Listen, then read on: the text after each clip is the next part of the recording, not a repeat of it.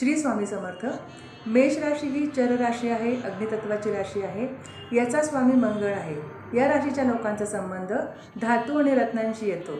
या राशीचे लोक भरवस्तीत राहतात। यांच्या घराजवळ बाजार, भाजी market, bus stop, railway station असतं। यांचे घर छोटे असतात, ऑटोपशीर असतात। घरामध्ये सजावटीच्या दिखाऊपणाच्या वस्तू खूप असतात। यांच्या घराजवळ हमखास सोनाराचं आणि भांड्याचं दुकान असतं।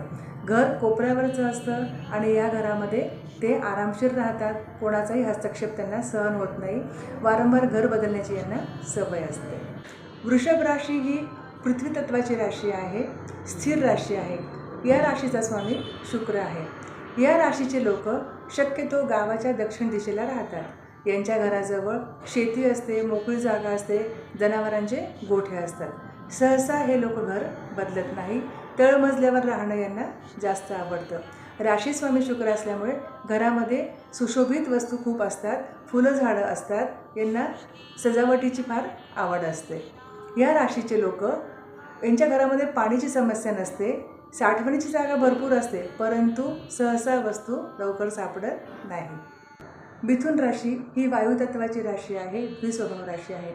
या राशीचा स्वामी बुध आहे। या लोकांचे 2-3 घरं असतात किंवा 2-3 मजल्यांचं घर यांचं असतं। यांच्या परिचयपत्रावर नेहमी 2 पत्ते असतात। बहुधा यांच्या घरामध्ये ऑफिस असतं। यांना वाचनाची खूप आवड असते, त्यामुळे घरामध्ये ग्रंथालयसुद्धा असतं। यांचा पत्रव्यवहारही खूप होत असतो। यांच्या वाडा आणि गच्ची ही मोकळ्या जागेत असते, त्यामुळे वारा भरपूर येतो। यांच्या घराजवळ रिक्रिएशन सेंटर असतात।